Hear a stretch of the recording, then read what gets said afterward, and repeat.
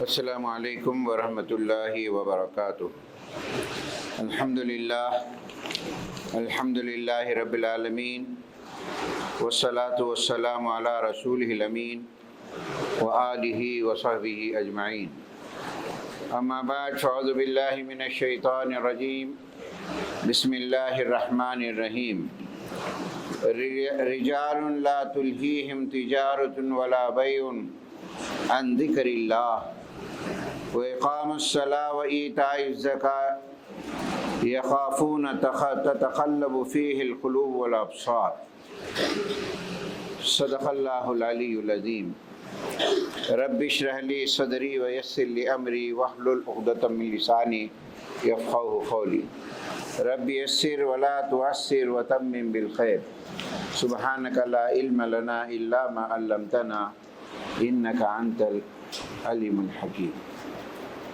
برادران اسلام، محترم بزرگوں اور دوستوں، اللہ تبارک و تعالیٰ کا احسان عظیم ہے کہ اللہ تعالیٰ نے اس مبارک مہینے کا دوسرا دہا ہمیں نصیب کیا ہے۔ اللہ کرے کہ ہماری سائے عبادتیں جتنا ہم کوشش کیے ہیں، اللہ ہمیں عبادتوں کو قبول فرمائے، ہمیں ہمارے کوتاہیوں گناہوں کو معاف فرمائے اور جنت میں داخلہ ہم سب کو بھی نصیب فرمائے، دوزخ کے آگ سے ہمیشہ چھٹکارا نصیب فرمائے۔ حضرات، رمضان المبارک کے جیسے جیسے دن آگے بڑھتے ہیں، اختتام پذیر ہوتا ہے رمضان، اللہ تعالیٰ نے اتنے ہی ایکٹیویٹیز کو زیادہ بڑھا دیا تاکہ زیادہ سے زیادہ انسان اپنے کوتاہیوں کو دور کرے اور گناہوں کو معاف مانگے اور اللہ کا تقرب حاصل کرے۔ حضرات، اسی عنوان کے تحت ایک اہم فریضہ جو فرض ہے اسلام کا، ایک رکن بھی ہے، وہ ہے زکوٰۃ۔ زکوٰۃ بڑا اہم عنوان ہے اور سنجیدگی سے غور کرنا چاہیے، ادا کرنا چاہیے، چونکہ موقع اور محل کے حساب سے یہ عنوان کو آپ جانتے ہیں، اعادے کے طور پر، ریویژن کے طور پر جو ہے آج کے خطبے میں اسی عنوان کا تذکرہ کیا جائے گا۔ میں نے آپ کے سامنے 18ویں پارے سورہ نور، اس کی ایک آیت تلاوت کیا، 37 آیت نمبر ہے، اور اللہ تعالیٰ نے اس میں فرمایا رجال لا تلہیہم تجارۃ ولا بیع، وہ لوگ جنہیں عبادت کرنے سے، خدا کے احکام کے ادا کرنے سے نہیں رکاوٹ بنتے، مال دولت بزنس کوئی بھی چیز ان کو روک نہیں سکتی ہے اللہ کی یاد سے، اللہ کے فرائض کو ادا کرنے سے، عن ذکر اللہ، اللہ کے ذکر سے۔ اور یہی وہ لوگ ہیں جو نمازوں کو قائم کرتے ہیں، زکوٰۃ کو ادا کرتے ہیں، یخافون، ڈرتے ہیں اس دن سے جس دن کے دل اور آنکھیں کدھر سے کدھر بفر کے رہ جائیں گے۔ اللہ کے سامنے کھڑے ہونے کے بعد اس کیفیت کا اس کے اندر ذکر آیا، تو اس میں اہم ترین فریضہ اقامت صلاۃ اور اقامت زکوٰۃ کا ذکر آیا ہے۔ اور ایک جگہ اللہ تعالیٰ نے اسی سورہ میں آیت نمبر 56 میں کہتا ہے، اللہ تعالیٰ فرماتے ہیں وَأَقِیمُوا الصَّلَاةَ، اے لوگو نمازوں کو قائم کرو، وَآتُوا الزَّکَاةَ، زکوٰۃ کو پابندی سے فرائض سمجھ کر دیتے رہو، وَأَطِیعُوا اللَّهَ، اللہ کی باتوں کو، اللہ کے رسول کے احکام کو جو اللہ نے دیے ہیں اس کو بجا لاتے رہو، لعلکم ترحمون، امید ہے اللہ تعالیٰ تم پر رحمت کی بارش کرے گا، تمہارے گناہوں کو بھی معاف کر دے گا اور رحمتیں تمہارے ساتھ ہوتی رہیں گی۔ ایک اور جگہ سورہ حج میں آیت نمبر 41 میں اللہ تعالیٰ نے فرمایا الذین ان مکناہم فی الارض، اگر ہم ایمان لانے والوں کو، اللہ کے احکام بجانے والوں کو زمین میں اگر اقتدار دیے، ان کو حکومت دیے، پاور دیے، طاقت دیے، حکومت چلانے کے نظر دیے، وہ لوگ سب سے پہلے کیا کرتے ہیں؟ اقامت صلاۃ، نمازوں کو قائم کرتے ہیں۔ وآتوا الزکاۃ، زکوٰۃ کو ادا کرنے کی ترغیب دیتے ہیں۔ وأمروا بالمعروف، نیکیوں کا رواج دیتے ہیں، نیکیوں کو حکم بجا لانے کا حکم دیتے ہیں۔ ونہی عن المنکر، سوسائٹی اور سماج، اطراف و اکناف میں جو گندگیاں، جو برائیاں پھیلی ہوئی ہیں اس سے روکتے ہیں۔ وَلِلَّهِ الْعَاقِبَةُ الْأُمُورِ، یہ تمام کام اسی وجہ سے کرتے ہیں تاکہ ان کی آخرت سجر جائے اور ان کام کے کرنے کی وجہ سے اللہ تعالیٰ کے پاس مرتبہ بلند ہو جائے۔ حضرات، قرآن مجید میں 114 سورے ہیں، کچھ مدنی ہیں، کچھ مکی ہیں، 88 سورے مکی ہیں اور 26 مدنی سورے ہیں۔ قرآن مجید میں 26 صورتوں کے اندر، 27 صورتوں کے اندر نماز کے ساتھ نماز کے ساتھ زکوٰۃ کی تاکید آئی۔ تو اندازہ لگائیے، جہاں نماز کا ذکر آیا ہے وہاں پر جو ہے زکوٰۃ کا بھی ذکر آیا ہے۔ پھر اس کے بعد نبی کریم صلی اللہ علیہ وسلم نے فرمایا، ان اللہ فرض علیہم صدقۃ، اللہ نے زکوٰۃ کو تم پر فرض کر دیا ہے۔ تؤخذ من اغنیائہم، اس زکوٰۃ کو مالداروں سے لیا کرو، وترد علی فقرائہم، تمہارے سوسائٹی سماج کے اندر جو فقراء ہیں، غریب ہیں، ان کو دیا کرو۔ ایک اور جگہ سورہ توبہ میں اللہ تعالیٰ نے فرمایا، خذ من اموالہم صدقۃ، زکوٰۃ کو لیا کرو، زکوٰۃ کو ادا کرنے کی ترغیب دو، اور اس سے کیا ہوتا ہے، تطہرہم وتزکیہم، تمہارے زکوٰۃ کا مال بھی پاک ہو جائے گا اور تمہارا نفس بھی پاک ہو جائے گا، خدا کا قربت حاصل کریں گے۔ ان تمام باتوں سے معلوم ہوتا ہے زکوٰۃ اسلام کا ایک اہم رکن ہے، ایک اہم فرض ہے۔ پھر اس کے بعد زکوٰۃ کے معنی ہیں، زکوٰۃ کے معنی ہیں بڑھنے کے۔ جب زکوٰۃ ادا کی جاتی ہے، حساب کتاب کرنے کے بعد زکوٰۃ کا پیسہ بڑا نکلتا ہے، ہزاروں میں، لاکھوں میں، اور اس کو جب زکوٰۃ دیتے ہیں، اللہ تعالیٰ کا یہ وعدہ ہے کہ دیکھو زکوٰۃ کے دینے سے تمہارے مال میں کبھی کمی نہیں ہوگی، کبھی نہیں کمی ہوگی، بلکہ اللہ تعالیٰ اس کو بڑھائے گا۔ پھر زکوٰۃ کے معنی یہ بھی ہیں کہ پاک کرنا کسی چیز کو۔ دیکھو زکوٰۃ کے ذریعے سے تمہارا مال پاک ہو گیا اور سیف بھی ہو گیا، حفاظت میں بھی آ گیا، یہ ہے زکوٰۃ کے معنی۔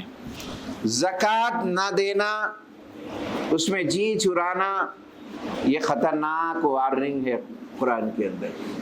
سورہ توبہ کی آیت نمبر 34 اور 35 میں اللہ تعالیٰ زکوٰۃ نہ دینے والوں کے لیے، یا زکوٰۃ میں ڈنڈیاں مارنے والوں کے لیے، یا زکوٰۃ دل لگا کے نہیں دینے والوں کے لیے ایک وعید آئی ہے، وہ یہ ہے، والذین یکنیزون الذہب والفضہ، جو لوگ سونے چاندی کو جمع کر کے رکھتے ہیں اور اس دن میں پورے پیسہ سب سے جا جاتے ہیں، ولا ينفقونها فی سبیل اللہ، اس کو اللہ کے راستے میں خرچ نہیں کرتے ہیں، فبشرہم بعذاب علیم، ایسے لوگوں کو وارننگ دے دو کہ خدا کا بہت بڑا عذاب ان پر آنے والا ہے۔ اور جو چیز جمع کر کے رکھے ہیں کسی بھی شکل کے اندر اور اس کو زکوٰۃ ادا نہیں کرتے ہیں، وہی پیسہ، وہی سونا چاندی زکوٰۃ کا جو ہے قیامت کے دن وبال جان بن جائے گا ہمارے۔ قرآن نے اس تعلق سے کہا، یوم یحمى علیہ فی نار جہنم، جس دن کے یہ تمام چیزیں داغا جائیں گا جہنم کی آگ سے، فتقویٰ بہا جباہہم وجنوبہم وظہورہم، یہی چیزوں سے داغا جائے گا ان کے کروٹوں پر، ان کی پیٹھوں پر، ان کی پیشانیوں پر، اور داغتے ہوئے یہ بھی کہا جائے گا، ھذا ما کنزتم لانفسکم، یہی وہ پیسہ ہے جو اللہ نے تم کو اس قابل بنایا، اس کو جمع کر کے رکھتے تھے، لیکن اللہ کے منشے کے مطابق، اللہ کے حکم کے مطابق خرچ نہیں کرتے تھے، زکوٰۃ نہیں نکالتے تھے، فذوقوا، اب چکو تم ما کنتم تکنزون، جس کو تم جمع کر کے رکھتے تھے۔ اب دیکھیں سورہ توبہ کی آیت ہے، اس کے اندر کتنی وعید آئی ہے، احادیثوں میں اس کا ذکر ہے۔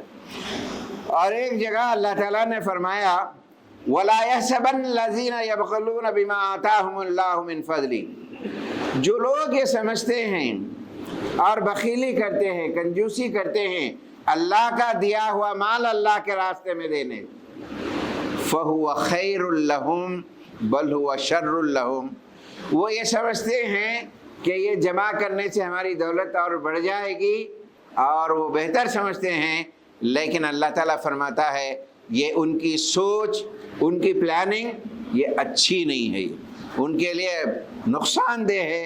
سَيُطَوِّقُونَ مَا بَخِلُوا بِهِ يَوْمَ الْقِيَامَةِ، ان کے گلے کا طوق بن جائے گا جو پیسہ رکھتے ہوئے زکوٰۃ نہیں ادا کرے گا۔ تو یہ تمام حدیث میں آتا ہے زکوٰۃ اہم رکن ہے، اس کو ادا کرنا چاہیے۔ اب زکوٰۃ فرض ہونے کی شرطیں کیا ہیں؟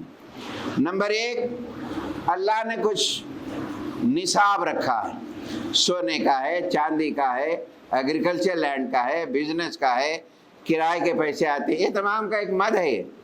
اس مد کے اندر ایک بجٹ کو پہنچتا ہے، نصاب کو پہنچتا ہے، اس پر زکوٰۃ فرض ہو جاتی ہے۔ ایگزیکٹ پہنچے تب بھی ہو جاتی ہے، اس سے زیادہ بھی ہو تو بھی فرض ہو جاتی ہے۔ کبھی کبھار ہم جو ہے حساب یہ کر لیتے کہ اتنا ہی ہے، اب زکوٰۃ اس کے اوپر دینا نہیں ہے، اس مد کو، اس نصاب کو آپ کا پیسہ یا کوئی بھی چیز پہنچ جاتی ہے، وہ زکوٰۃ ایلیجبل ہے، دینا ضروری ہے، اس سے زیادہ ہے تو بھی زکوٰۃ دینا ہے۔ وہ مال جس پر زکوٰۃ واجب ہے، سونا، چاندی، زرعی پیداوار کھیتی باڑی سے کرتے ہیں تو اس میں بھی 2 طریقے ہیں، ایک آپ مشین یا کرنٹ کے ذریعے سے کرتے ہیں تو اس کا مد الگ ہے، بارش کے ذریعے سے پیداوار ہوتی ہے تو اس کا مد الگ ہے، یہ اسراف رکھا گیا ہے۔ مال تجارت، مویشی، جانور وغیرہ، وہ گھر جو آپ کرائے کو دیے ہیں اس کا کرایہ آتا ہے اور جمع ہوتا ہے، وہ گھر، وہ زمین جو کمرشل پرپس سے لیے ہوئے کہ میں ایک زمین لے کے چھوڑے آگے چل کر اس سے میں فائدہ اٹھاؤں گا، بزنس کروں گا، وہ زمین جو کمرشل پرپس سے لیے ہوئے ہیں اس پر فتویٰ ہے فقہا کا کہ کم سے کم گورنمنٹ جو ویلیو ہوتی ہے اس پر تو زکوٰۃ ادا کرنا ضروری ہے۔ بینک کی رقم بیلنس، ایمپلائیز ہیں ان کا پراوڈنٹ فنڈ ہوتا ہے، ہر جمع ہوتا ہے، بہتر ہے کہ ہر سال وہ جمع ہوئے فنڈ پر، پراوڈنٹ فنڈ پر زکوٰۃ نکال دی جائے۔ اگر کوئی نہیں نکالتا ہے، جب آئیں گی پورے سال کا حساب کر کے نکالنا بہتر۔ تو یہ ہے کہ ہر سال اس فنڈ کے اوپر جو ہے آپ کو آسانی سے معلوم ہو جاتا ہے کتنا فنڈ سال میں جمع ہوا ہے، اس کے اوپر جو ہے زکوٰۃ نکالنا ہے۔ بینک ڈپازٹ ہے، ان تمام کے اوپر۔ سونے چاندی کا مد یہ ہے 7.5 تولے سونا اور 52.5 52.5 چاندی ہے، یہ اتنا ہے زکوٰۃ میں آتا ہے، اس سے بڑھ کے ہے تو بھی آتا ہے۔ 7.5 تولے سونا، 52.5 52.5 تولے چاندی اگر کسی کے پاس ہے وہ زکوٰۃ ہوتی ہے۔ فقہا نے یہ بھی لکھا ہے اگر کسی کے پاس 4 تولے سونا ہے، 3.5 تولے چاندی ہے، دونوں کو اگر ملا ہے 7.5 ہوتا، تو کوئی دونوں کو ملا کے ایک مد میں آ جاتا ہے، ان دونوں پہ بھی زکوٰۃ نکالنا ہے۔ یہ بات کو کلیئر سمجھیے آپ کہ کسی کے پاس 4 تولے سونا ہے، 3.5 تولے چاندی ہے، نصاب پہلے بتایا گیا 7.5 تولے، یہ دونوں کو ملا کے 7.5 اگر ہوتا ہے آپ نصاب میں آ جاتے ہیں، اس کی زکوٰۃ دینا پڑتا ہے۔ اور زکوٰۃ کی شرط کیا ہے؟ 1 سال کا گزرنا، 1 سال کا ایک دن کا گزر جانا، آپ پیسہ رکھے ہیں جو بھی رکھے ہیں 1 سال کے بعد اس پہ ہے۔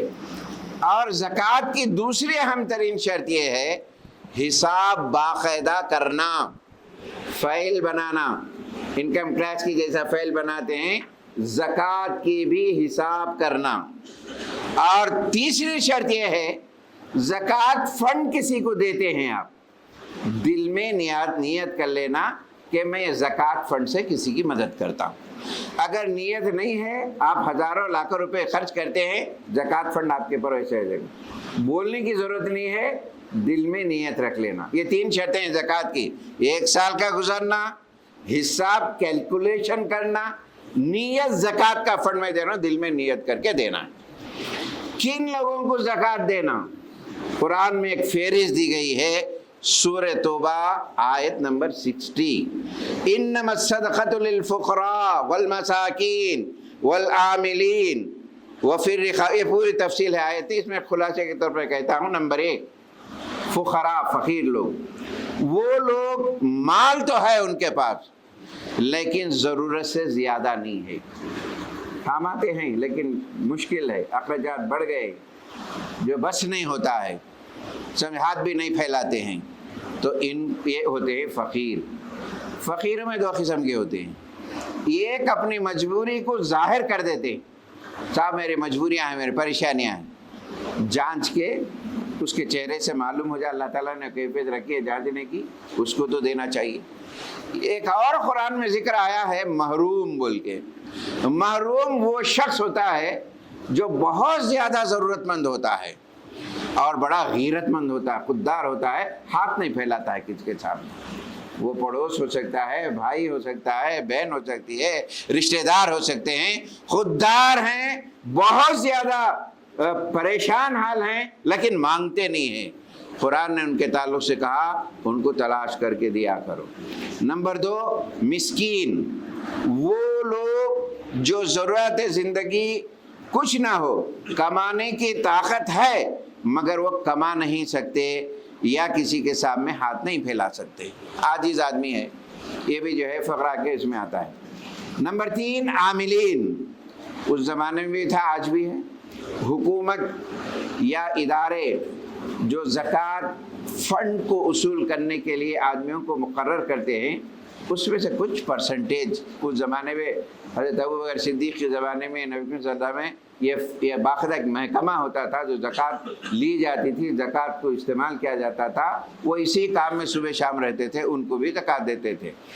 نمبر 4 یہ بڑا امپارٹنٹ ہے، اکثر لوگ نہیں جانتے ہیں، مؤلفۃ القلوب، سورہ توبہ کی آیت نمبر 16 کی فہرست میں مؤلفۃ القلوب کا معلوم ہے وہ لوگ غیر مسلم ہیں لیکن وہ اسلام کے قریب بھی ہیں، ہمارے نوکر چاکر گھروں میں ہیں، وہ ہمارے ایکٹیویٹیز سے کسی طریقے سے متاثر ہوتے ہیں، ان کے دل میں خیال بھی آتا ہے کہ ہم بھی اسلام قبول کر لیے تو بہت اچھا ہے، لیکن ڈرتے ہیں کہ اگر اسلام قبول کر لیے تو ہمارا معاشی بحران ہوگا، ہمارا روزگار کیسا ہوگا۔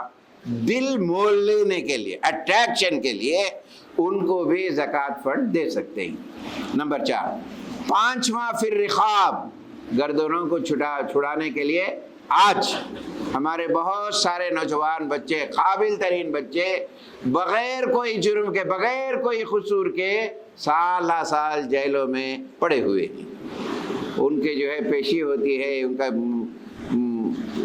کورٹوں میں جاتے ہیں، 1000 روپے خرچ کرتے ہیں، ان کو آزادی دلانے کے لیے یہ مد پیسے کا استعمال کر سکتے ہیں۔ نمبر 6 والغامرین، ایک آدمی ہے قرض میں ڈوبا ہوا ہے اور اس کو قرض سے نجات دلا کر امن میں لانے کے لیے بھی زکوٰۃ فنڈ دے سکتے ہیں۔ ایک 7واں مد ہے مسافر ابن السبیل، ایک آدمی کسی ملک میں اچھا تھا، ایک آ گیا، لٹ گیا، پریشان ہو گیا، چوری ہو گئی، کہیں کا نہیں رہا، دیکھیں اسلام نے اس کو بھی مدد کرنے کا حکم دیا ہے، مسافر۔ 8ویں چیز یہ ایک ایسا مد ہے جو بہت گنجائش نکالی گئی ہے، فی سبیل اللہ، اللہ کے راستے میں جو بھی کام ہوتا ہے، میڈیسن ہے، کالج کے فیسا ہے، کئی چیزیں ہیں، سمجھے آپ، وقتیہ طور پر، ہنگامی طور پر جو ہے حادثات ہو جاتے ہیں، کوئی زلزلے آ جاتے ہیں، کوئی طوفان آ جاتا ہے، کوئی پریشان حال ہو جاتا ہے، میڈیکل فیسلٹی کسی کو نہیں ہوتی ہے، بچوں کے ایجوکیشن کا مسئلہ ہوتا ہے، یہ ایسا مد ہے جو بڑی گنجائش نکالا ہے اسلام نے، اللہ کی رضا کے لیے، اللہ کے راستے میں اس مد کو خرچ کرنا چاہیے۔ یہ زکوٰۃ کے اصول ہیں، یہ زکوٰۃ کے مسائل ہیں، سنجیدگی سے غور کریں اور اس پہ عمل کرنے کی کوشش کریں۔ میری اللہ تعالیٰ سے دعا ہے اللہ تعالیٰ اس مبارک مہینے میں زکوٰۃ کو ادا کرنے کی توفیق بھی نصیب فرمائے، ہماری زکوٰۃ کو قبول بھی فرمائے۔ اے اللہ تو معاف کرنے والا ہے، معاف فرما دے۔ یہ دوسرا دہا ہے، مغفرت کا دہا ہے۔ ہم تجھ سے روزے کی حالت میں جمعہ کا دن اے پروردگار تیرا وعدہ ہے، جمعہ کے دن جب دعا کرتا ہے، ایک گھڑی اللہ تو نے رکھا ہے ہمارے حق میں، وہ گھڑی میں دعا کرے ہماری دعا رد نہیں ہوتی ہے۔ اے پروردگار جمعہ کے دن روزے کی حالت میں اس گھڑی کو آج ہمارے حق میں نصیب فرما دے۔ ہمارے روزوں کو، تراویح کو، قرآن کے پڑھنے کو، سماعت قرآن کو اے اللہ تو قبول فرما لے۔ اے اللہ جو بیمار ہیں انہیں صحت نصیب فرما دے۔ اے اللہ جو کچھ دیے ہیں، وہ جو کچھ دے رہے ہیں اس کو قبول فرما۔ اے اللہ جو بھی نعمتیں ہمیں دیا ہے اس میں مزید اضافہ فرما۔ اے اللہ با اثر رکھ، بے اثر نہ بنا۔ اے اللہ کسی نعمت سے ہمیں محروم نہ فرما۔ اے پروردگار ہم کو زندگی بھر تیرے احسان، تیرے محتاج بنا کے رکھ، کسی کو بھی اے پروردگار کسی کا محتاج نہ بنا۔ تیرے محتاج ہیں پروردگار، مرتے دم تک ہماری آخری سانس جسم سے جب نکلے پروردگار ہماری زبانوں پہ کلمہ طیبہ جاری فرما دے، ہمارے دلوں کو، ہماری نگاہوں کو برائیوں سے محفوظ فرما۔ اے اللہ ہمارے اداروں کی حفاظت فرما، کوئی کاموں میں چلانے میں رکاوٹیں آتی ہیں، اے اللہ ہر کام ہمارے لیے آسان ہے، تیری ذات کے لیے کوئی کام مشکل نہیں ہے، ہمارے ہر کام کو تو آسان فرما دے، ہماری اس دعا کو قبول فرما۔ آمین۔ وآخر دعوانا الحمدللہ رب العالمین۔